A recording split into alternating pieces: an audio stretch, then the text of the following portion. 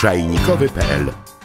Zwolenników białej kawy zapewne ucieszy to, że właśnie im będziemy dedykowali cały dzisiejszy odcinek. Zajmiemy się spienianiem mleka i krok po kroku prześledzimy cały proces, wskażemy największe błędy i najczęściej popełniane błędy w tym procesie, a także zajmiemy się pytaniem, po co w zasadzie spieniać mleko.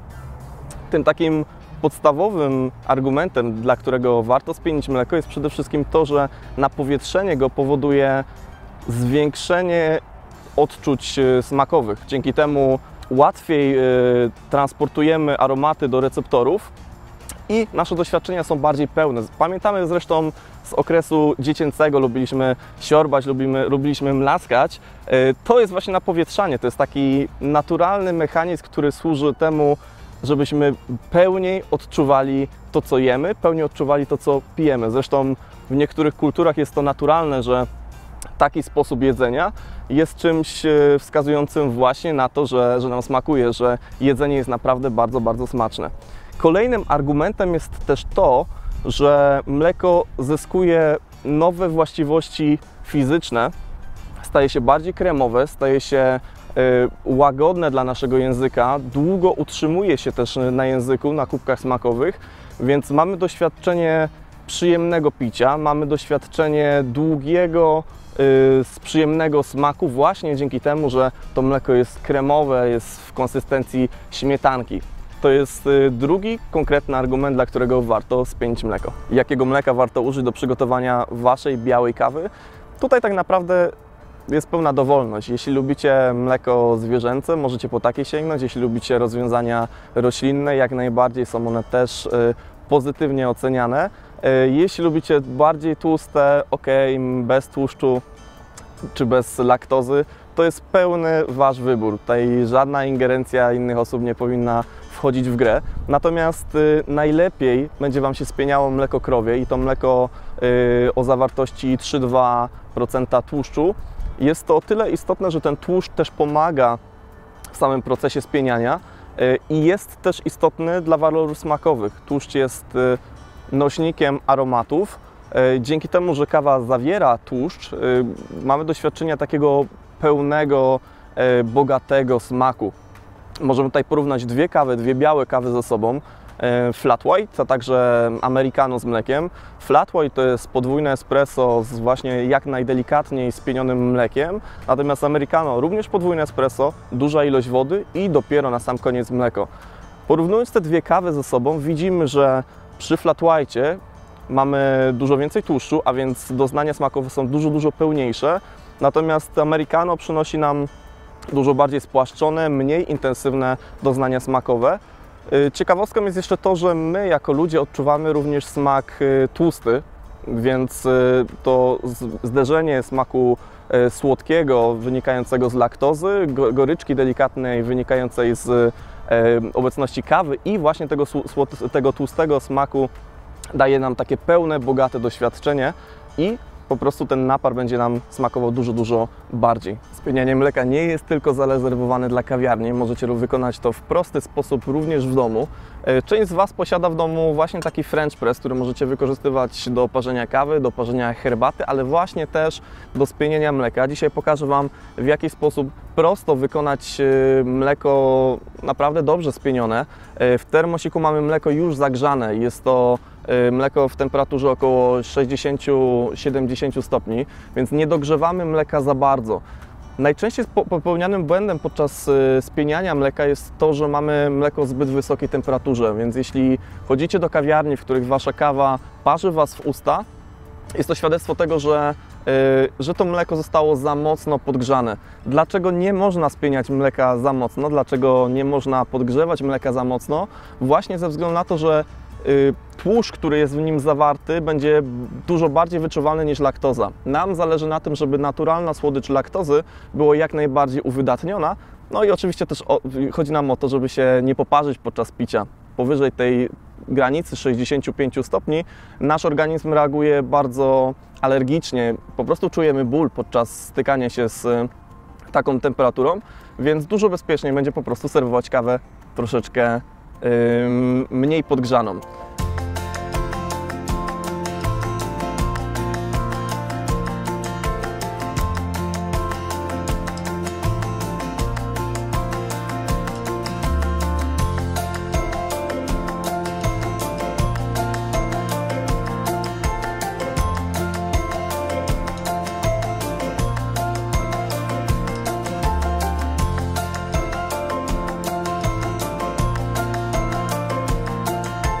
wystarczy zaledwie pół minuty przesuwania tłoczka do góry i na dół, aby osiągnąć naprawdę bardzo zadowalający efekt.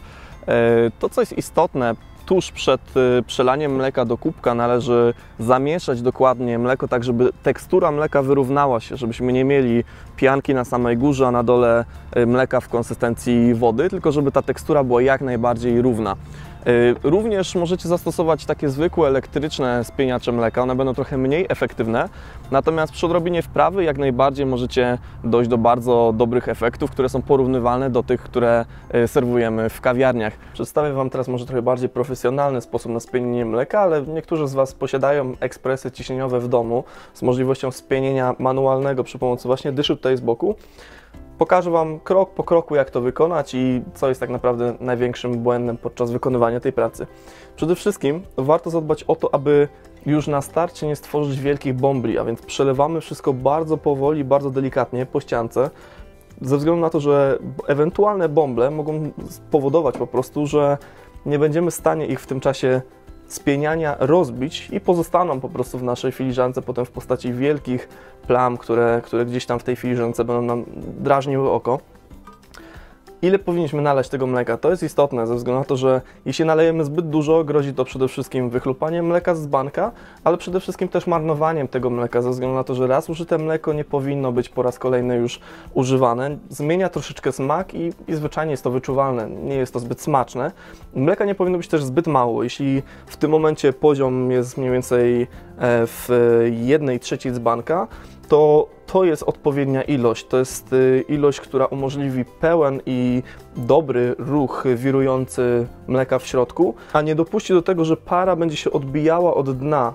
Nie dopuści do tego, że będziemy mieli taki metaliczny, głośny dźwięk. Ten ruch wirujący powinien być swobodny, dlatego mleka też nie powinno być zbyt mało. Bardzo istotnym czynnikiem jest, bardzo istotną rzeczą, na którą powinniśmy zwracać uwagę, jest przede wszystkim czystość zarówno dzbanków, jak i dyszy.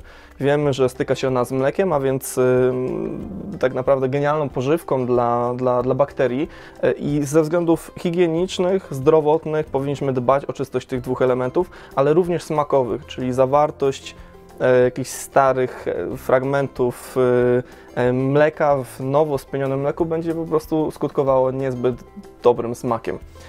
Na samym początku zaczynamy cały proces od wyczyszczenia dyszy i od spuszczenia pary. Ma to nam zapobiec zbyt dużemu ciśnieniu na samym starcie, czyli wytworzeniu zbyt dużych bąbli podczas napowietrzania, a także wyrzuci drobinki wody, które mogły się tutaj na tej dyszy w środku pojawić i przez to, uderzając o taflę mleka, stworzyć duże bąble trudne do rozbicia. A więc na samym starcie odpowietrzamy dyszę i już na starcie wkładamy ją zaledwie centymetr pod powierzchnię, pod kątem, tak żeby pierwsze ruchy pary spowodowały wirowanie mleka. Odkręcając dyszę, odkręcając źródło pary, delikatnie ściągamy dzbanek na dół, aby zaczął napowietrzać mleko, aby pojawiło się takie charakterystyczne syczenie, natomiast nie należy przesadzać z długością tego. Tak naprawdę powinno to trwać tylko 2-3 sekundy, może i to byłoby za dużo. Cała reszta będzie tak naprawdę skupiała się na wypolerowaniu tego mleka, na rozbiciu tych drobinek powietrza, które będą gdzieś tam wprowadzone do struktury mleka. A więc zacznijmy spienianie.